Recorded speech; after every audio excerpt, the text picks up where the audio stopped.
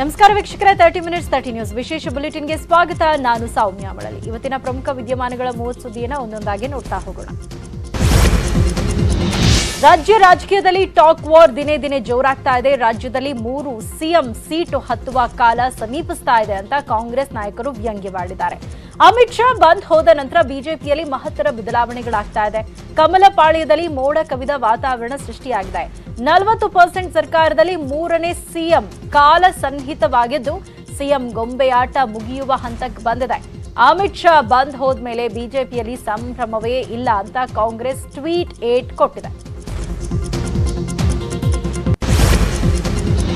Congress ಟ್ವೀಟ್ಗೆ BJP ನಾಯಕರು ಕೆರಳಿ ಕೆಂಡವಾಗಿದ್ದಾರೆ. ಈ ಬಗ್ಗೆ ಟ್ವೀಟ್ ಮಾಡಿದ ಸಚಿವ ಸುಧಾಕರ್, ಗಾಜಿನ ಮನೆಯಲ್ಲಿ ನಿಂತು ಅನ್ಯರತ್ತ ಕಲ್ಲು ತೂರುವ ಕೆಲಸವಾಗ್ತಾ ಇದೆ ಅಷ್ಟೇ.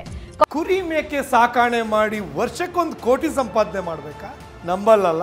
ವರ್ಷಕ್ಕೆ 3 ಕೋಟಿ ಸಂಪಾದನೆ ಮಾಡೋರು ಹೇಳ್ಕೊಟ್ರೆ ಮತ್ತ್ಯಾಕೆ ತಡ ಮಾಡ್ತಿದ್ದೀರಿ? ಫ್ರೀಡಮ್ ಆಪ್ ಡೌನ್ಲೋಡ್ ಮಾಡಿ. ಕಾಂಗ್ರೆಸ್ಸಿಗರ ಮನಸ್ಥಿತಿಯ ಬಗ್ಗೆ ನನಗೆ ಅಯ್ಯೋ ಅನಿಸ್ತಾ ಇದೆ. ದಿಲ್ಲಿ ಮಾಲೀಕರು ಕಳುಹಿಸಿದ ಚೀಟಿ ಆಧಾರದಲ್ಲಿ ಕಾಂಗ್ರೆಸ್ ಸಿಎಂ ಆಗ್ತಾರೆ. ಈ ರೀತಿ ಮುಖ್ಯಮಂತ್ರಿಗಳನ್ನ ಬದಲಾಯಿಸಿದ ಘನ ಉದಾಹರಣೆ ನಿಮ್ಮದ್ದು ಅಂತ ಕಾಂಗ್ರೆಸ್ ವಿರುದ್ಧ ಹರಿಹಾಯ್ದಿದ್ದಾರೆ. ದಾವಣಗೆರೆಯಲ್ಲಿ ಕಾಂಗ್ರೆಸ್ ಅದ್ದೂರಿಯಾಗಿ ಸಿದ್ದು ಅಮೃತ ಮಹೋತ್ಸವ ನಡೆಸಿದ್ದಾಯಿತು. ಈಗ ಮತ್ತೊಂದು ಮಾಸ್ಟರ್ ಪ್ಲಾನ್ ಮಾಡಿದ್ದಾರೆ. 224 ಕ್ಷೇತ್ರಗಳಲ್ಲಿ ಸಂಚಾರ ಮಾಡೋದಕ್ಕೆ ಸಿದ್ದರಾಮಯ್ಯ ರಣತಂತ್ರ ರೂಪಿಸಿದ್ದಾರಂತೆ. ರಾಜ್ಯ ಸಂಚಾರಕ್ಕೆ ಈಗಾಗಲೇ ರೂಪುರೇಷೆಯೂ ಸಿದ್ಧವಾಗಿದ್ದು, ರಾಹುಲ್ ಗಾಂಧಿ ಭಾರತ್ ಜೋಡೋ ಬಳಿಕ ರಥಯಾತ್ರೆ ಶುರುವಾಗಲಿದೆ. ಈ ಮೂಲಕ ರಾಜ್ಯದಲ್ಲಿ ಸಿದ್ದರಾಮಯ್ಯ ಅಲೆ ಎಬ್ಬಿಸಲು ರಣತಂತ್ರ ನಡೆದಿದ್ಯಾ ಅನ್ನೋ ಟಾಕ್ ಎದ್ದಿದೆ. ರಾಜ್ಯ ಮತ್ತು ಕೇಂದ್ರ ಸರ್ಕಾರದ ವೈಫಲ್ಯಗಳೇ ಸಿದ್ದುಗೆ ಬ್ರಹ್ಮಾಸ್ತ್ರ. ಇದನ್ನ ಮುಂದಿಟ್ಕೊಂಡು ಕಹಳೆ ಮೊಳಗಿಸೋದಕ್ಕೆ ಸಜ್ಜಾಗಿದ್ದಾರಂತೆ.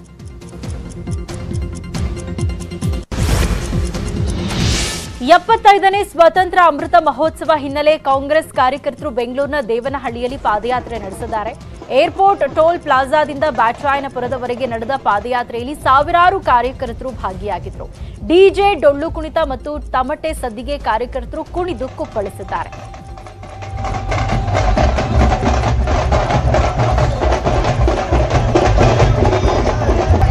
ಇನ್ನು ಕಾಂಗ್ರೆಸ್ ಸ್ವಾತಂತ್ರ್ಯೋತ್ಸವ ನಡಿಗೆ ಬಗ್ಗೆ ಬಿಜೆಪಿ ನಾಯಕರು ಕಿಡಿಕಾರ್ತಾ ಇರೋದಕ್ಕೆ ಡಿಕೆ ಶಿವಕುಮಾರ್ ಟಾಂಗ್ ಕೊಟ್ಟಿದ್ದಾರೆ. ನಾವು ಸ್ವಾತಂತ್ರ್ಯೋತ್ಸವ ನಡಿಗೆಯನ್ನ ಘೋಷಣೆ ಮಾಡಿ ಪಾದಯಾತ್ರೆ ಹಮ್ಮಿಕೊಂಡಿದ್ದೇವೆ, ಆದರೆ ಬಿಜೆಪಿ ನಾಯಕರು ಈಗ ರ್ಯಾಲಿ ಮಾಡೋಕೆ ಹೊರಟಿದ್ದಾರೆ ಅಂತ ಕಿಚಾಯಿಸಿದ್ರು. ಸ್ವಾತಂತ್ರ್ಯ ನಡಿಗೆ ಬಸ್ ಸ್ಟ್ಯಾಂಡು, ರೈಲ್ವೆ ಸ್ಟೇಷನ್ ಪಕ್ಕದಲ್ಲಿರುವಂಥ ಸಂಗೊಳ್ಳಿ ರಾಯಣ್ಣ ಸರ್ಕಲ್ ನಿಂದ ಹಿಡಿದು ಆ ರೂಟ್ನಲ್ಲಿ ನಾವು ಪ್ರಯಾಣವನ್ನು ಮಾಡ್ತಾ ಇದ್ದೇವೆ. ಪೊಲೀಸ್ ಕಮಿಷನರ್ಗೆ ಮತ್ತು ಎಲ್ಲ ಅಧಿಕಾರಿಗಳಿಗೆ ತಿಳಿಸಿದ್ದೇವೆ. ಈ ದೇಶದ ಸ್ವಾತಂತ್ರ್ಯ ಬಾವುಟ ಯಾರು ಬೇಕಾದ್ರೂ ಹಿಡೀಲಿ, ಇದನ್ನ ನಾವು ವಿರೋಧ ಮಾಡುವಂಥ ಪ್ರಶ್ನೆ ಇಲ್ಲ. ಅವರವ್ರ ಪಕ್ಷದ ಕಾರ್ಯಕ್ರಮ, ಸರ್ಕಾರದ ಕಾರ್ಯಕ್ರಮ ಎಲ್ಲ ಕೂಡ ನಾವು ಅನೌನ್ಸ್ಮೆಂಟ್ ಮಾಡಿದ ಮೇಲೆ ಅವರು ಅನೌನ್ಸ್ಮೆಂಟ್ ಮಾಡ್ತಾ ಇದ್ದಾರೆ. ಅವ್ರು ಬಿಟ್ಟು ಬಿಹಾರದಲ್ಲಿ ರಚನೆಯಾಗಿದ್ದ ಬಿಜೆಪಿ ಹಾಗೂ ಜೆಡಿಯು ಮೈತ್ರಿ ಸರ್ಕಾರ ಅಂತ್ಯವಾಗಿದೆ. ಬಿಜೆಪಿ ವಿರುದ್ಧ ಸಿಡಿದೆದ್ದ ಸಿಎಂ ನಿತೀಶ್ ಕುಮಾರ್ ರಾಜ್ಯಪಾಲರನ್ನ ಭೇಟಿ ಮಾಡಿ ರಾಜೀನಾಮೆ ನೀಡಿದ್ದಾರೆ. ಅಲ್ಲದೆ 160 ಶಾಸಕರ ಬೆಂಬಲ ಪತ್ರವನ್ನು ನಿತೀಶ್ ಸಲ್ಲಿಕೆ ಮಾಡಿದ್ದು, ಹೊಸ ಸರ್ಕಾರ ರಚನೆ ಮಾಡಲು ಅವಕಾಶ ಕೋರಿದ್ದಾರೆ. ನಿತೀಶ್ ಕುಮಾರ್ ಈ ನಡೆಯಿಂದ ಬಿಜೆಪಿಗೆ ದೊಡ್ಡ ಹೊಡೆತ ಬಿದ್ದಂತಾಗಿದೆ. ಆರ್ಜೆಡಿ ಜೊತೆ ನಿತೀಶ್ ಕೈ ಜೋಡಿಸೋ ಸಾಧ್ಯತೆ ಇದ್ದು ಮತ್ತೆ ಅಘಾಡಿ ಸರ್ಕಾರ ರಚನೆಯಾಗೋ ಸುಳಿವು ಸಿಕ್ಕಿದೆ. राज्यसभा के सांसद और सारे विधायक और विधान पार्षद और पार्टी के नेता सब लोग भाजपा से क्या दिक्कत होगी?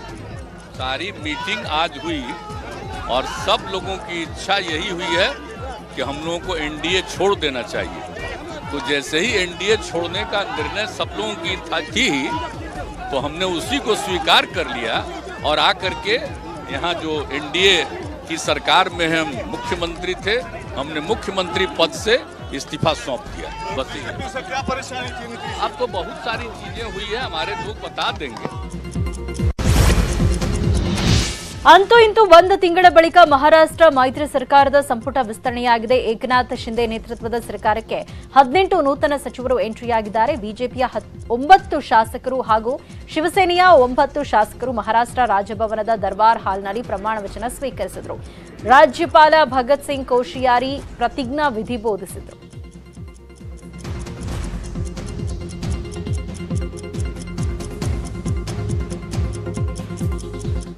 ಮಹಾರಾಷ್ಟ್ರ ಸರ್ಕಾರಕ್ಕೆ ಇದೀಗ ಮತ್ತೆ 18 ಸಚಿವರ ಎಂಟ್ರಿ ಆಗಿರುವಂಥದ್ದು. ಏಕನಾಥ್ ಶಿಂದೆ ನೇತೃತ್ವದ ಸರ್ಕಾರಕ್ಕೆ 18 ನೂತನ ಸಚಿವರ ಎಂಟ್ರಿ ಆಗಿದೆ.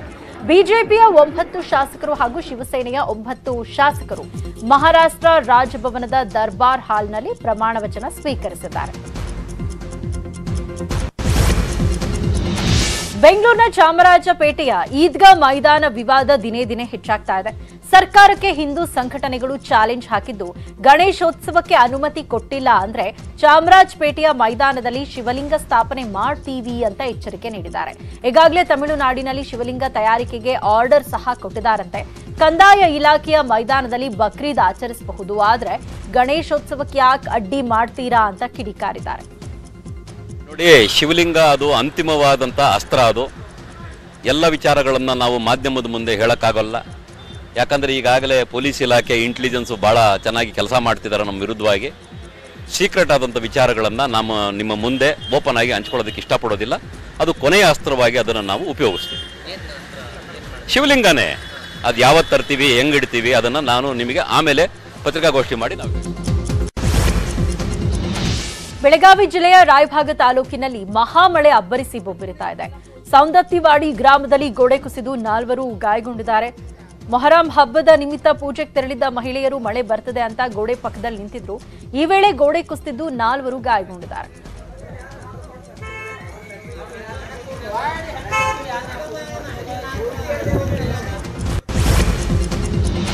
ಬಸವಸಾಗರ ಡ್ಯಾಂನಿಂದ ಭಾರೀ ಪ್ರಮಾಣದ ನೀರು ಬಿಡುಗಡೆ ಮಾಡಿರೋ ಹಿನ್ನೆಲೆಯಲ್ಲಿ ಕೃಷ್ಣಾ ನದಿ ಉಕ್ಕಿ ಹರಿತಾ ಇದೆ.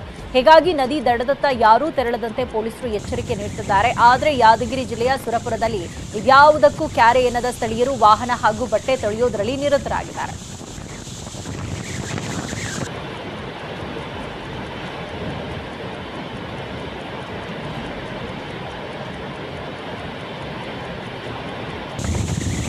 ಹಾಗೂ ಯಾದಗಿರಿ ಜಿಲ್ಲಾ ಪೊಲೀಸ್ ವತಿಯಿಂದ ಅಯ್ಯಾಳ ಬಿ ಗ್ರಾಮಸ್ಥರಿಗೆ ತಿಳಿಸುವುದೇನೆಂದರೆ, ಮಹಾರಾಷ್ಟ್ರದಲ್ಲಿ ಹೆಚ್ಚಿನ ಪ್ರಮಾಣದ ಮಳೆಯಾಗುತ್ತಿರುವ ಕಾರಣದ ಕೃಷ್ಣಾ ನದಿಗೆ ಹೆಚ್ಚಿನ ಪ್ರಮಾಣದಲ್ಲಿ ನೀರನ್ನು ಹರಿಬಿಡುತ್ತಿರುವುದರಿಂದ ಗ್ರಾಮದ ಜನರು ನದಿಯ ಕಡೆಗೆ ಹೋಗದಂತೆ ಹಾಗೂ ತಮ್ಮ ಜಾನುವಾರುಗಳನ್ನು ಅತ್ತ ಕಡೆಗೆ ಬಿಡದಂತೆ ತಮ್ಮ ಪಂಪ್ಸೆಟ್ಗಳನ್ನು ಸುರಕ್ಷಿತ ಸ್ಥಳಗಳಿಗೆ ಕೊಂಡೊಯ್ಯುವಂತೆ ಹಾಗೂ ಯಾದಗಿರಿ ಜಿಲ್ಲಾ ಪೊಲೀಸ್ ವತಿಯಿಂದ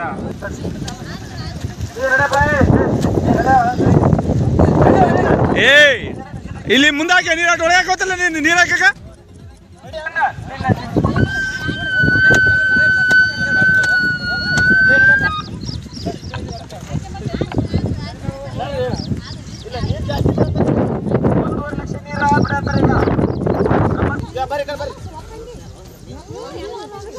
ನಾನು ಒಬ್ಬಕ್ಕೆ ಲಾಸ್ಟ್ ಬರಂಗಿಲ್ಲ, ನೀರು ಜಾಸ್ತಿ ಬರತ್ತವ.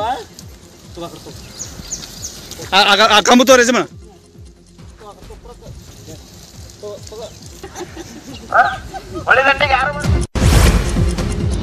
ತುಂಬಿ ಹರಿತಾ ಇರುವ ನದಿಯಲ್ಲಿ ಮೀನು ಹಿಡಿಯಲು ಹೋದ ವ್ಯಕ್ತಿಯೊಬ್ಬ ನಾಪತ್ತೆಯಾಗಿದ್ದಾನೆ. ಕಲಬುರಗಿ ಜಿಲ್ಲೆಯ ಚಿತ್ತಾಪುರ ತಾಲೂಕಿನ ಮಾಡಬೂಳ ಗ್ರಾಮದ ಶೇಖ್ ಅಹಮದ್ ನದಿಯಲ್ಲಿ ಮೀನು ಹಿಡಿಯುವ ವೇಳೆ ಕೊಚ್ಚಿ ಹೋಗಿದ್ದಾನೆ. ಸ್ಥಳಕ್ಕಾಗಮಿಸಿರುವ ಅಗ್ನಿಶಾಮಕ ದಳ ಹಾಗೂ ಎಸ್ಡಿಆರ್ಎಫ್ ತಂಡ ಶೋಧ ಕಾರ್ಯ ನಡೆಸ್ತಾ ಇದೆ.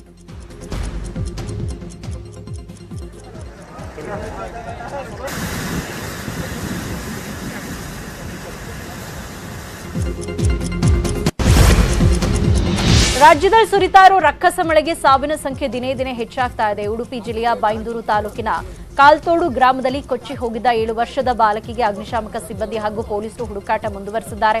ಶಾಲೆಯಿಂದ ಮನೆಗೆ ಬರುವಾಗ ಕಾಲ್ಜಾರಿ ಹಳ್ಳಕ್ಕೆ ಬಿದ್ದಿದ್ದ ಬಾಲಕಿ ನೀರಲ್ಲಿ ಕೊಚ್ಚಿ ಹೋಗಿದ್ಲು. ಸ್ಥಳಕ್ಕೆ ಭೇಟಿ ನೀಡಿದ ಜಿಲ್ಲಾಧಿಕಾರಿ ಕೂರ್ಮರಾವ್ ಕುಟುಂಬಸ್ಥರಿಗೆ ಧೈರ್ಯ ಹೇಳಿದ್ದಾರೆ. ಅಲ್ಲದೆ ಶೀಘ್ರದಲ್ಲೇ ಊರಿನ ಸಮಸ್ಯೆ ಬಗೆಹರಿಸುವುದಾಗಿ ಭರವಸೆ ಕೊಟ್ಟಿದ್ದಾರೆ ಜಿಲ್ಲಾಧಿಕಾರಿಗಳು. ಈ ಸ್ಥಳಕ್ಕೆ ಇಲ್ಲಿಂದ ಅಲ್ಲಿವರೆಗೂ 18 ಕಾಲಸಂಕವನ್ನು ಬೇಡಿಕೆ ಇಟ್ಟಿದ್ದೇವೆ. ಆದರೆ 1, 2, 3 ಕಾಲಸಂಕ ಆಗಿದೆ ಈವರೆಗೂ. ಮತ್ತು ಎಲ್ಲಿಯೂ ಆಗಲಿಲ್ಲ. ಇದಂತೂ ಕುಗ್ರಾಮ ಆಗಿದೆ. ರಾಜೋಡ್ ಗ್ರಾಮದ 1ನೇ ವಾರ್ಡ್ ಅಂತ ಭಾಳ ಕುಗ್ರಾಮ. ಇದು ಭಾಳ ವಿಸ್ತೀರ್ಣವಾದ ಪ್ರದೇಶ. ಆದ್ದರಿಂದ ಕೇಳಿದರೆ ಪಂಚಾಯತಿನವ್ರ ಹತ್ರ ಹೇಳಿದರೆ ನಮ್ಮ ಪಂಚಾಯತ್ ದುಡ್ಡೇ ಆಗೋದಿಲ್ಲ ಅಂತಾರೆ. ತಾಲೂಕು ಪಂಚಾಯತ್, ಜಿಲ್ಲಾ ಪಂಚಾಯತ್ ನಾವು ಮಾಡ್ತೇವೆ ಅಂತಾರೆ, ಮಾಡುವುದಿಲ್ಲ. MLA ಅವರು ಎಲ್ಲರಿಗೂ ಹೇಳಿದ್ದೇವೆ ನಾವು. 5 ವರ್ಷದಿಂದ ಈ ಸ್ಥಳಕ್ಕೆ. ಚಿಕ್ಕಮಗಳೂರು ಜಿಲ್ಲೆಯಲ್ಲಿ ಬಿಟ್ಟು ಬಿಡದೆ ಸುರಿತಾ ಇರೋ ಮಳೆ 10 ಅವಾಂತರ ಸೃಷ್ಟಿಸ್ತಾ ಇದೆ. ಸಕರಾಯಪಟ್ಟಣದಲ್ಲಿ ಕಾರ್ನಲ್ಲಿ ಕೊಚ್ಚಿ ಹೋಗ್ತಾ ಇದ್ದವರು ಅದೃಷ್ಟವಶಾತ್ ಪಾರಾಗಿದ್ದಾರೆ. ರಸ್ತೆ ಮೇಲೆ 5 ಅಡಿಯಷ್ಟು ನೀರು ಹರಿತಾ ಇದ್ರು ಡ್ರೈವರ್ ಹುಚ್ಚು ಸಾಹಸಕ್ಕಿಳಿದಿದ್ದಾನೆ. ಈ ವೇಳೆ ಕಾರ್ ಕೊಚ್ಚಿ ಹೋಗುವುದನ್ನು ನೋಡಿದ ಸ್ಥಳೀಯರು ಕಾರ್ನ ಗ್ಲಾಸ್ ಒಡೆದು ಇಬ್ಬರನ್ನ ರಕ್ಷಣೆ ಮಾಡಿದ್ದಾರೆ.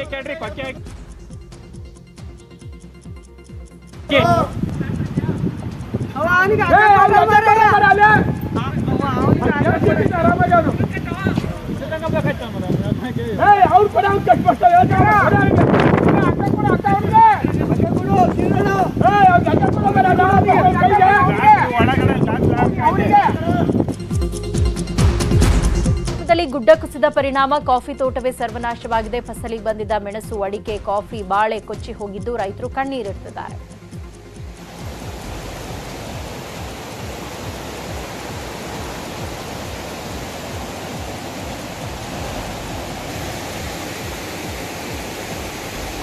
ಅತ್ತ ಬಾಳೆಹೊನ್ನೂರಿನ ಭದ್ರಾ ನದಿ ಸೇತುವೆ ಪಕ್ಕದಲ್ಲಿ ವಾಸಿಸೋ ಜನರಿಗೆ ನರಕ ದರ್ಶನವಾಗ್ತಾ ಇದೆ.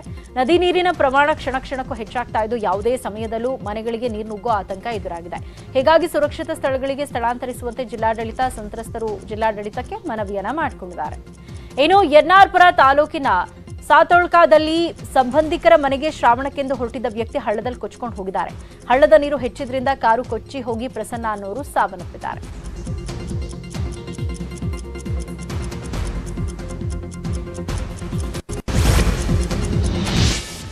ಮೈಸೂರು ಜಿಲ್ಲೆಯ ನಂಜನಗೂಡಿನ ಕಪಿಲಾ ನದಿಯಲ್ಲಿ ಭಕ್ತರು ದುಸ್ಸಾಹಸ ಮಾಡಿದ್ದಾರೆ.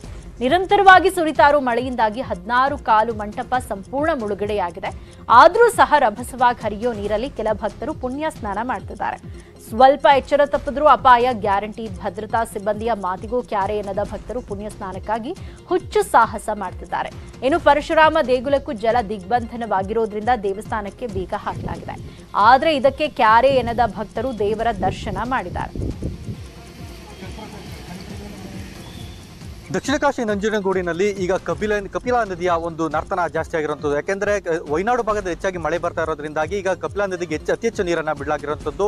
ಹಾಗಾಗಿ ಸುಮಾರು 38,000 ಕ್ಯೂಸೆಕ್ಸ್ ಅಷ್ಟು ನೀರನ್ನು ನದಿಯಿಂದ ಹೊರಬಿಡಲಾಗಿದೆ. ಹಾಗಾಗಿ ಒಂದು ಕಪಿಲಾ ನದಿಯ ದಡದಲ್ಲಿ ಈಗ ಪ್ರವಾಹದ ಪರಿಸ್ಥಿತಿ ನಿರ್ಮಾಣವಾಗಿದೆ. ಈಗಾಗಲೇ ನೋಡ್ತಾ ಇರ್ಬೋದು, ಕಪಿಲಾ ನದಿಯ ದಡದಲ್ಲಿ ಸಾಕಷ್ಟು ಪ್ರವಾಹ ಪರಿಸ್ಥಿತಿ ಇರೋದ್ರಿಂದ ಈ 16 ಮಂಟಪ ಏನಿದೆ, 16 ಮಂಟಪ ಸಂಪೂರ್ಣವಾಗಿ ಮುಳುಗಡೆ ಆಗಿರುವಂಥದ್ದು. ಯಾಕೆಂದರೆ ಈಗಾಗಲೇ ಕೂಡ ಸಾಕಷ್ಟು ಇನ್ನೂ ಕೂಡ ವಯನಾಡು ಭಾಗದಲ್ಲಿ ಹೆಚ್ಚಾಗಿ ಮಳೆ ಬರ್ತಾ ಇರುವಂಥದ್ದು ಕಂಡು ಬರ್ತಾ ಇದೆ. ಹಾಗಾಗಿ ಇನ್ನೂ ಸಹ ಈ ಒಂದು ಏನು 16 ಮಂಟಪ ಏನಿದೆ ನೀರಿನೊಳಗೆ ಒಂದು ಮುಳುಗಿರುವಂಥ ಸಂಪೂರ್ಣವಾಗಿ ಒಂದು ಇಡೀ ಮಂಟಪ ಮುಳುಗೋಗಿರುವಂಥ ಕೇವಲ ಮೇಲ್ಭಾಗದ ಚಾವಣಿ ಏನಿದೆ ಅದು ಮಾತ್ರ ಈಗ ಕಾಣ್ತಾ ಇರೋಂಥದ್ದನ್ನ ಕೂಡ ನಾವು ಗಮನಿಸ್ತಾ ಇದ್ದೀವಿ. ಈ ಮೂಲಕ ಸುಮಾರು ಏನು ನಂಜನಗೂಡಿನ ದಕ್ಷಿಣ ಕಾಶಿ ಅಂತ ಗುರುತಿಸಿಕೊಂಡಿರುವಂಥ ನಂಜನಗೂಡು ಏನಿದೆ, ಈ ನಂಜನಗೂಡದಲ್ಲಿ ಪ್ರವಾಹದ ಪರಿಸ್ಥಿತಿ ಇನ್ನು ಹೆಚ್ಚಾಗುವಂಥ ಎಲ್ಲಾ ಸಾಧ್ಯತೆಗಳು ಕೂಡ ಇರುವಂಥದ್ದು. ಜೊತೆಗೆ ಈಗಾಗಲೇ ಇದರ ನಡುವೆ ಕೂಡ ಏನಂದ್ರೆ ಭಕ್ತಾದಿಗಳು ಒಂದು ಏನು ಪುಣ್ಯ ಸ್ನಾನವನ್ನು ಮಾಡುವಂಥ ಕೆಲಸದಲ್ಲೂ ಕೂಡ ಈಗಾಗಲೇ ಇರುವಂಥದ್ದು. ನೋಡ್ತಾ ಇರ್ಬೋದು, ಪುಣ್ಯ ಸ್ನಾನವನ್ನು ಮುಗಿಸಿ ಸಾಕಷ್ಟು ಮಂದಿ ಈಗಾಗಲೇ ಏನು ನದಿಯ ಹೊರಭಾಗವೂ ಕೂಡ ಇದ್ದಾರೆ. ಯಾಕೆಂದರೆ ಹೆಚ್ಚಿನ ಸುಮಾರು 38,000 ಕ್ಯೂಸೆಕ್ಸ್ ಅಷ್ಟು ನೀರು ಈಗ ನದಿಗೆ ಬಿಡಲಾಗಿದೆ. ಹಾಗಾಗಿ ಒಂದು ಆತಂಕದ ವಾತಾವರಣ ಕೂಡ ಇದೆ, ಅಪಾಯವೂ ಕೂಡ ಇದೆ. ಆದರೂ ಸಹ ಯಾರು ಸಹ ಈ ಒಂದು ನದಿಯಲ್ಲಿ ಸಹ ಸಾರ್ವಜನಿಕರು ಒಂದು ಪುಣ್ಯ ಸ್ನಾನವನ್ನು ಮಾಡುವಂಥ ಕೆಲಸವನ್ನು ಮಾಡಲಾಗ್ತಿರೋಂಥದ್ದು. ಅಪಾಯವನ್ನು ಕೂಡ ಲೆಕ್ಕಿಸದೆ ಪುಣ್ಯ ಸ್ನಾನವನ್ನು ಮಾಡುವಂಥ ಕೆಲಸಕ್ಕೆ ಈಗಾಗಲೇ ಮುಂದಾಗ್ತಿರೋಂಥದ್ದು. ಜೊತೆಗೆ ಈಗಾಗಲೇ ಸಾರ್ವಜನಿಕರಿಗೆ ಈಗಾಗಲೇ ಮುನ್ಸೂಚನೆ ನೀಡಿರುವಂಥದ್ದು. ಈಗಾಗಲೇ ಕೂಡ ಇದು ಸಾರ್ವಜನಿಕರ ಮುನ್ನೆಚ್ಚರಿಕೆ ಕೂಡ ನೀಡಲಾಗಿದೆ. ಸಾರ್ವಜನಿಕರು ಯಾವುದೇ ಕಾರಣಕ್ಕೂ ಇಲ್ಲಿ ಬರಬಾರ್ದು, ಪುಣ್ಯಸ್ಥಾನಗಳನ್ನ ಮಾಡಬಾರ್ದು ಅಂತೇಳಿ ಸಾಕಷ್ಟು ಮುನ್ನೆಚ್ಚರಿಕೆ ಕ್ರಮವನ್ನು ಕೂಡ ನೀಡಿರುವಂಥದ್ದು. ಆದರೆ ಇಲ್ಲಿ ಸಾರ್ವಜನಿಕರು ಬಂದು ಇಲ್ಲಿ ಪುಣ್ಯಸ್ನಾನ ಮಾಡುವಂಥದ್ದು, ಜೊತೆಗೆ ಇಲ್ಲಿ ಒಂದು ರೂಲ್ಸ್ಗಳನ್ನ ಇಲ್ಲಿ ನೀಡಿರುವಂತಹ ಒಂದು ಸೂಚನೆಗಳಿಂದ ಅವುಗಳನ್ನ ಬ್ರೇಕ್ ಮಾಡುವಂಥ ಕೆಲಸವನ್ನು ಕೂಡ ಸಾರ್ವಜನಿಕರು ಮಾಡ್ತಾ ಇರೋದನ್ನ ಇಲ್ಲಿ ಗಮನಿಸಿರೋದು. ಒಟ್ಟಿನಲ್ಲಿ ಜಿಲ್ಲಾಡಳಿತ ಇಲ್ಲಿ ಆಗ್ತಿರುವಂತಹ ಲೋಪಗಳನ್ನ ಗಮನದಲ್ಲಿ ಇಟ್ಕೊಂಡು ಇಲ್ಲಿ ಹೆಚ್ಚಿನ ಒಂದು ಸೆಕ್ಯೂರಿಟಿನ ಹಾಕಬೇಕು. ಜೊತೆಗೆ ಇಲ್ಲಿ ಮುಂದೆ ಆಗುವಂಥ ಅನಾಹುತಗಳನ್ನ ತಪ್ಪಿಸುವ ನಿಟ್ಟಿನಲ್ಲಿ ಒಂದು ಕ್ರಮವನ್ನು ಕೈಗೊಳ್ಳಬೇಕು ಅನ್ನೋದು ಕೂಡ ಇಲ್ಲಿ ಸ್ಥಳೀಯರ ಒತ್ತಾಯ ಕೂಡ ಆಗಿರುವಂಥದ್ದು. ವರದಿಯೊಂದಿಗೆ ದಿವ್ಯಾ ಟಿವಿ ನ್ಯೂಸ್ 18 ಕನ್ನಡ, ಮೈಸೂರು. ಶಿವಮೊಗ್ಗದ ಶಿಕಾರಿಪುರ ತಾಲೂಕಿನ ತುಮರಿ ಹುಸೂರಿ ಕೆರೆ ಏರಿ ಕುಸಿದ ಪರಿಣಾಮ ಅಪಾರ ಪ್ರಮಾಣದ ನೀರು ಪೋಲಾಗಿದೆ. ರಾತ್ರಿ ಸುರಿದ ಧಾರಾಕಾರ ಮಳೆಯಿಂದಾಗಿ ಕೆರೆ ಏರಿ ಕುಸಿದು ಬಿದ್ದಿದ್ದರಿಂದ ಅಪಾರ ಪ್ರಮಾಣದ ನೀರು ಪೋಲಾಗಿದ್ದೂ ಅಲ್ಲದೆ ಕೆರೆ ಹಿಂದಿನ ತೋಟಗಳಿಗೂ ನೀರು ನುಗ್ಗಿ ಅವಾಂತರವಾಗಿದೆ.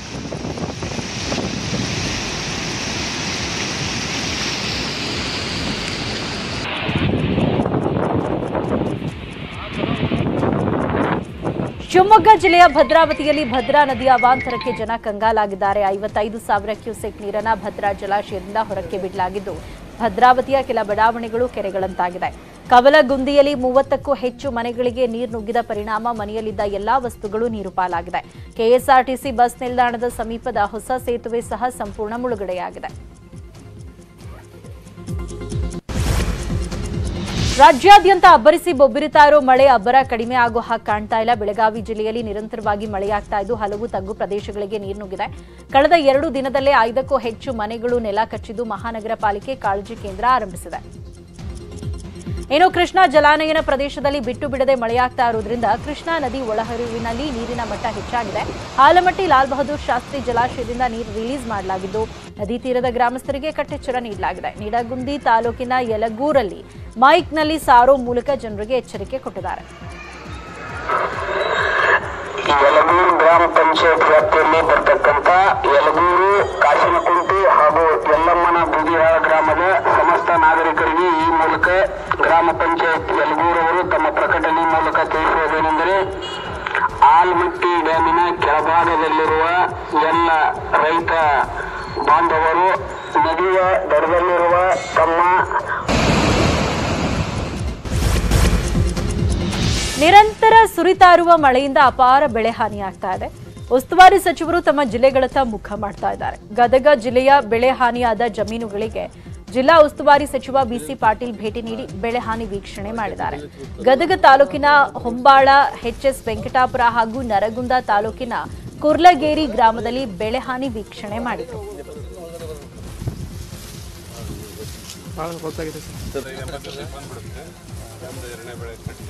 ಇನ್ನು ದಾವಣಗೆರೆಯಲ್ಲಿ ಉಸ್ತುವಾರಿ ಸಚಿವ ಭೈರತಿ ಬಸವರಾಜು ಸಹ ಪರಿಶೀಲನೆ ಮಾಡಿದ್ರು. ದಾವಣಗೆರೆ ಚನ್ನಗಿರಿ ಮಧ್ಯ ರಾಜ್ಯ ಹೆದ್ದಾರಿ ಕುಸಿತವಾಗಿದ್ದು ಅಲ್ಲಿಗೂ ಭೇಟಿ ನೀಡಿ ಮಾಹಿತಿ ಸಂಗ್ರಹಿಸಿದ್ರು. ಈ ವೇಳೆ ಮಾತಾಡಿದ ಸಚಿವರು, ಈ ಹೆದ್ದಾರಿ ಕಾಮಗಾರಿ 1.70 ಕೋಟಿ ರೂಪಾಯಿ ಬಿಡುಗಡೆ ಮಾಡಲಾಗಿದೆ. ಜನರು ಅಕ್ಕಪಕ್ಕ ತಡೆಗೋಡೆ ನಿರ್ಮಾಣ ಮಾಡಲು ಮನವಿ ಮಾಡಿದ್ದಾರೆ. ಈ ಬಗ್ಗೆ ಟೆಕ್ನಿಕಲ್ ಇಂಜಿನಿಯರ್ ಜೊತೆ ಮಾತನಾಡಿ ಏನ್ ಮಾಡಬೇಕು ಅನ್ನೋ ನಿರ್ಧಾರ ತಗೋತೀವಿ ಅಂತ ಹೇಳಿದ್ರು.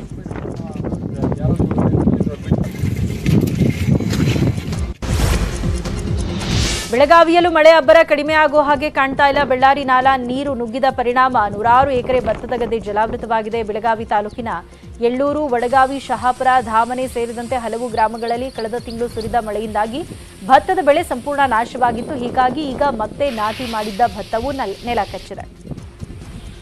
4 ದಿನಗಳಿಂದ ಧಾರಾಕಾರವಾಗಿ ಮಳೆಯಾಗುತ್ತಿದ್ದು ಬೆಳಗಾವಿ ಬೆಳೆಯುವ ಬಳ್ಳಾರಿ ನಾಲಾ ಉಕ್ಕಿ ಹರಿತಾ ಇದೆ. ಈ ಪರಿಣಾಮ ಸಾವಿರಾರು ಎಕರೆ ಪ್ರದೇಶದಲ್ಲಿ ಬೆಳೆದಂತಹ ಭತ್ತ, ಮೆಕ್ಕೆಜೋಳ ಸೇರಿದಂತೆ ಬೆಳೆಗಳು ಜಲಾವೃತಗೊಂಡಿರ್ತಕ್ಕಂಥದ್ದು. ನಾನೀಗ ಬೆಳಗಾವಿ ಹೊರವಲಯದ ಎಳ್ಳೂರು ರಸ್ತೆಯಲ್ಲಿ ನೋಡ್ಬೋದು ಯಾವ ರೀತಿ ಇಲ್ಲಿ ಏನು ಜಮೀನುಗಳು ಜಲಾವೃತಗೊಂಡಿದೆ ಅಂತ ಹೇಳ್ಬೋದು. ಇದು ಕಳೆದ ತಿಂಗಳು ಕೂಡ ಇದೇ ರೀತಿ ಮಳೆಯಾದ ಸಂದರ್ಭದಲ್ಲಿ ಸಾವಿರಾರು ಎಕರೆ ನೀರಿನಲ್ಲಿ ಭತ್ತ ಮುಳುಗಿ ಹೋಗಿತ್ತು. 2ನೇ ಬಾರಿ ಇಲ್ಲಿನ ರೈತರು ನಾಟಿ ಮಾಡಿದ್ದಾರೆ. ಈಗ ಕೂಡ ಅದೇ ಸ್ಥಿತಿ ನಿರ್ಮಾಣವಾಗಿರ್ತಕ್ಕಂಥದ್ದು. ಏನು ಬೆಳಗಾವಿಯ ಎಳ್ಳೂರು ರಾಜಹಂಸ ಗಢದಿಂದ ಹರಿದು ಬರೋ ನೀರು ಬಳ್ಳಾರಿ ನಾಲಾದಿಂದ 28 ಕಿಲೋಮೀಟರ್ ಹುದುಲಿವರೆಗೆ ಇಲ್ಲಿನ ನೀರು ಹರಿಯುತ್ತೆ. ಮುಂದೆ ಇದು ಮಾರ್ಕಂಡೆಯ ನದಿ ನೀರಿರುತ್ತೆ. ಬಳ್ಳಾರಿ ನಾಲಾ ಅಭಿವೃದ್ಧಿ ಮಾಡಬೇಕು ಅಂತೇಳಿ ಸರ್ಕಾರದ ಮುಂದೆ ಅನೇಕ ಸಂದರ್ಭದಲ್ಲಿ ಬೇಡಿಕೆ ಇಟ್ಟರು ಕೂಡ ಯಾವುದೂ ಈಡೇರಿಲ್ಲ. ಏನು ಬಳ್ಳಾರಿ ನಾಲದ ಆಧುನೀಕರಣ ಕೇವಲ ಪುಸ್ತಕದಲ್ಲಿ ಮಾತ್ರ ಉಳಿದಿದೆ. ಇದರಿಂದ ಬೆಳಗಾವಿಯ ದಕ್ಷಿಣ ಕ್ಷೇತ್ರದಲ್ಲಿ ಏನು ನಗರ ಬೆಳವಣಿಗೆ ಆಗ್ತಿಲ್ಲ. ಸಾಕಷ್ಟು ಪ್ರಮಾಣದಲ್ಲಿ ನೀರು ಬಂದು ಅನೇಕ ಬಡಾವಣೆಗಳು, ಪ್ರಮುಖವಾಗಿ ಎಳ್ಳೂರು, ವಡಗಾವಿ, ಹಳೆ ಬೆಳಗಾವಿ ಸೇರಿದಂತೆ ಬಸವನಕುರ್ಚಿ, ಶಹಾಪುರ ಸೇರಿದಂತೆ ಅನೇಕ ಬಡಾವಣೆಗಳಿಗೆ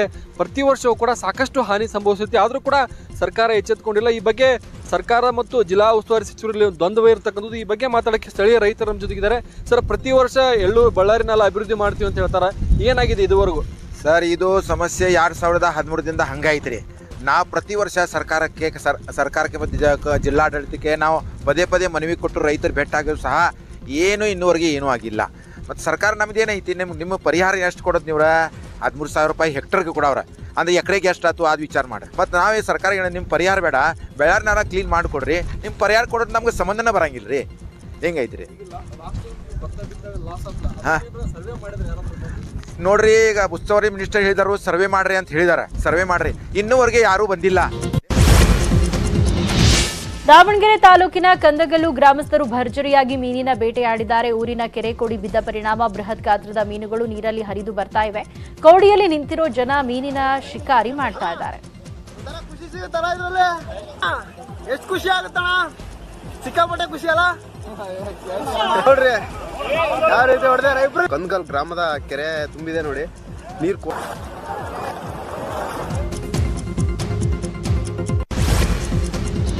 ಸಂಸದ ತೇಜಸ್ವಿ ಸೂರ್ಯಗೆ ಪ್ರಸಾದ ಕಳುಹಿಸುವುದಕ್ಕೂ ಪೊಲೀಸರು ಕಿರಿಕ್ ಮಾಡಿದ್ದಾರಂತೆ. ತೇಜಸ್ವಿ ಸೂರ್ಯ ಹಾಗೂ ಬಸವನಗುಡಿ ಶಾಸಕ ರವಿ ಸುಬ್ರಹ್ಮಣ್ಯಗೆ ಒಳ್ಳೆಯ ಬುದ್ಧಿ ಬರಲಿ, ದ್ವೇಷದ ಭಾವನೆ ಬಿಟ್ಟು ಪ್ರೇಮದ ಭಾವನೆ ಮೂಡಲಿ, ಸಮಾಜದಲ್ಲಿ ಶಾಂತಿ ಕಾಪಾಡುವ ಮನೋಭಾವ ಬೆಳೆಸಿಕೊಳ್ಳಿ ಅಂತ ಡಾಕ್ಟರ್ ಶಂಕತ್ ಗುಹಾ ದ್ವಾರಕನಾಥ್ ನೇತೃತ್ವದಲ್ಲಿ ಪಂಚದುರ್ಗಾ ಪೂಜೆ ಮಾಡಲಾಗಿತ್ತು. ಇದರ ಪ್ರಸಾದವನ್ನ ಕೊರಿಯರ್ ಮೂಲಕ ಕಳುಹಿಸಲು ಮುಂದಾದಾಗ ಪೊಲೀಸರು ವಶಕ್ಕೆ ಪಡೆದಿದ್ದಾರೆ ಅಂತ ಕಿಡಿಕಾರಿತು. ಚಿಕ್ಕಬಳ್ಳಾಪುರ ಜಿಲ್ಲೆಯ ಚಿಂತಾಮಣಿಯಲ್ಲಿರೋ ಖಾಸಗಿ ಆಸ್ಪತ್ರೆಯೊಂದರ ಅವಾಂತರ ಹೇಳತೀರದಾಗಿದೆ. ಆಸ್ಪತ್ರೆಯ ಬೆಡ್ ಮೇಲೆ ನಾಯಿಗಳು ಮಲಗ್ತಾ ಇದ್ದು ಇದೇ ಬೆಡ್ ಅನ್ನ ರೋಗಿಗಳಿಗೂ ನೀಡ್ತಾ ಇದ್ದಾರೆ. ಆಸ್ಪತ್ರೆಯ ಸಿಬ್ಬಂದಿ ನಿರ್ಲಕ್ಷ್ಯದ ಬಗ್ಗೆ ಪ್ರಶ್ನೆ ಮಾಡಿದ್ರೆ ಉಡಾಫೆ ಉತ್ತರ ಕೊಡ್ತಾರಂತೆ. ರಾಮನಗರ ತಾಲೂಕಿನ ಬಸವನಪುರದ ಅಂಡರ್ ಪಾಸ್ ಬಳಿ ಟೈರ್ ಸ್ಫೋಟಗೊಂಡು ಲಾರಿಯೊಂದು ಪಲ್ಟಿ ಹೊಂದಿದೆ. 12.5 ಲಕ್ಷ ಮೌಲ್ಯದ ಸಕ್ಕರೆಯನ್ನ ಮಂಡ್ಯದಿಂದ ಬೆಂಗಳೂರಿನತ್ತ ಸಾಗಿಸ್ತಾ ಇದ್ದ ವೇಳೆ ಅವಘಡ ಸಂಭವಿಸಿದ್ದು ಲಕ್ಷಾಂತರ ರೂಪಾಯಿ ಮೌಲ್ಯದ ಸಕ್ಕರೆ ಮಣ್ಣು ಪಾಲಾಗಿದೆ. ಸ್ಥಳಕ್ಕೆ ಭೇಟಿ ನೀಡಿದ ಪೊಲೀಸರು ಪರಿಶೀಲನೆ ನಡೆಸಿದ್ದಾರೆ. ಚಾಮರಾಜನಗರ ಜಿಲ್ಲೆಯ ಯಳಂದೂರು ತಾಲೂಕಿನ ಅಂಬಳೆ ಗ್ರಾಮದ ಉಪನ್ಯಾಸಕಿ ಆತ್ಮಹತ್ಯೆಗೆ ಶರಣಾಗಿದ್ದಾರೆ. ಹುಟ್ಟುಹಬ್ಬದ ದಿನವೇ ಜಿಎಸ್ಎಸ್ ಮಹಿಳಾ ಹಾಸ್ಟೆಲ್ನಲ್ಲಿ ಉಪನ್ಯಾಸಕಿ ಚಂದನ ಆತ್ಮಹತ್ಯೆ ಮಾಡಿಕೊಂಡಿದ್ದು ನನ್ನ ಸಾವಿಗೆ ನಾನೇ ಕಾರಣ ಅಂತ ಡೆತ್ ನೋಟ್ ಬರೆದಿಟ್ಟಿದ್ದಾರೆ. ಬೆಳಗಾವಿಯ ಗಾಲ್ಫ್ ಮೈದಾನದಲ್ಲಿ ಚಿರತೆ ಓಡಾಟದ ಡಿಎಫ್ಒ ಅಧಿಕಾರಿಗಳು ಚಿರತೆ ಓಡಾಟವನ್ನು ದೃಢಪಡಿಸಿದ್ದಾರೆ. ಅರಣ್ಯ ಇಲಾಖೆ ಅಳವಡಿಸಿದ್ದ ಟ್ರ್ಯಾಪ್ ಕ್ಯಾಮೆರಾದಲ್ಲಿ ಚಿರತೆ ಓಡಾಟ ಸೆರೆಯಾಗಿದೆ. ಈ ಬಗ್ಗೆ ಮಾಹಿತಿ ನೀಡಿದ ಡಿಎಫ್ಒ ಆಂಥೋನಿ ಮರಿಯಂ ಗಾಲ್ಫ್ ಮೈದಾನ ಪ್ರದೇಶದಲ್ಲಿ ಸಾರ್ವಜನಿಕರು ಓಡಾಡದಂತೆ ಮನವಿ ಮಾಡಿಕೊಂಡಿದ್ದಾರೆ. 75ನೇ ಸ್ವಾತಂತ್ರ್ಯೋತ್ಸವದ ಅಮೃತ ಮಹೋತ್ಸವ ಹಿನ್ನೆಲೆಯಲ್ಲಿ ಬಾಗಲಕೋಟೆಯ ಖಾಸಗಿ ಶಾಲೆಯಲ್ಲಿ ವಿಶಿಷ್ಟ ಕಾರ್ಯಕ್ರಮ ಹಮ್ಮಿಕೊಳ್ಳಲಾಗಿತ್ತು. ಮಕ್ಕಳಿಗಂದೇ ತ್ರಿವರ್ಣ ಧ್ವಜ ಆಕಾರದಲ್ಲಿ ತಿಂಡಿಯನ್ನ ತಯಾರಿಸುವ ಸ್ಪರ್ಧೆ ಏರ್ಪಡಿಸಲಾಗಿತ್ತು. ಇಡ್ಲಿ, ದೋಸೆ, ಕೇಸರಿಬಾತ್ ಸೇರಿದಂತೆ ಹಲವು ತಿಂಡಿಗಳನ್ನ ತ್ರಿವರ್ಣದಲ್ಲಿ ತಯಾರಿಸಿತ್ತು.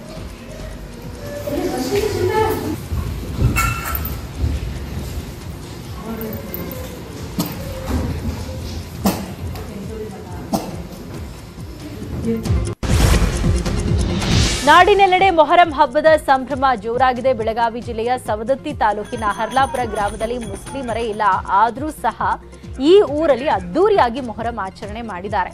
ಪ್ರತಿ ವರ್ಷವೂ ಪಂಜಾಗಳನ್ನ ಪ್ರತಿಷ್ಠಾಪನೆ ಮಾಡೋ ಇಲ್ಲಿನ ಜನ ತಾವೇ ಪೂಜೆ ಮಾಡಿ ನೈವೇದ್ಯ ಅರ್ಪಣೆ ಮಾಡ್ತಾರೆ.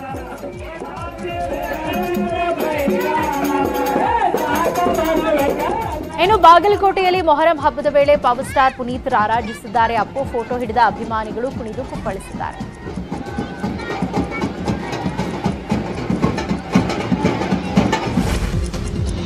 ವಿಶ್ವವಿಖ್ಯಾತ ಮೈಸೂರು ದಸರಾ ಮಹೋತ್ಸವ ಹಿನ್ನೆಲೆ ನಾಳೆ ಅರಮನೆ ಅಂಗಳಕ್ಕೆ ಆನೆಗಳು ಲಗ್ಗೆ ಇಡಲಿವೆ. ಅರಣ್ಯ ಭವನದಲ್ಲಿರೋ ಆನೆಗಳು ಫುಲ್ ರಿಲ್ಯಾಕ್ಸ್ನಲ್ಲಿದ್ದು ನಾಳೆ ಬೆಳಗ್ಗೆ 6:30ಕ್ಕೆ ಅರಣ್ಯಾಧಿಕಾರಿಗಳು ಗಜಪಡೆಗೆ ಪೂಜೆ ಸಲ್ಲಿಸಲಿದ್ದು ಬಳಿಕ ಅರಮನೆಯತ್ತ ಪಯಣ ಬೆಳೆಸಲಿವೆ. ಮೊದಲ ಹಂತದಲ್ಲಿ 9 ಆನೆಗಳು ಆಗಮಿಸಿದ್ದು ಜಯ ಮಾರ್ಥಾಂಡ ಗೇಟ್ ಮೂಲಕ ಅರಮನೆ ಪ್ರವೇಶ ಮಾಡಲಿವೆ. ಐಸ್ಲ್ಯಾಂಡ್ನ ಕಣಿವೆಯೊಂದರಲ್ಲಿ ಜ್ವಾಲಾಮುಖಿಯಿಂದ ಲಾವಾರಸ ಉಕ್ಕಿ ಹರಿತಾ ಇದೆ. ಜ್ವಾಲಾಮುಖಿಯಿಂದ ಸೃಷ್ಟಿಯಾಗಿರೋ ಹಾನಿಕಾರಕ ಅನಿಲಗಳು ಹತ್ತಿರದ ಹಳ್ಳಿಗೆ ವ್ಯಾಪಿಸಿ ಗಾಳಿಯನ್ನ ಕಲುಷಿತಗೊಳಿಸ್ತಾ ಇದೆ. ಇದು ಐಸ್ಲ್ಯಾಂಡ್ ರಾಜಧಾನಿಗೆ ಹರಡುವ ಸಾಧ್ಯತೆ ಇದೆ. ಇದಿಷ್ಟು ಸದ್ಯದ ನ್ಯೂಸ್ ಅಪ್ಡೇಟ್ಸ್. ನೋಡ್ತಾರೆ ನ್ಯೂಸ್ 18 ಕನ್ನಡ. ಜಾಲ ನಮ್ಮದು, ಬಲ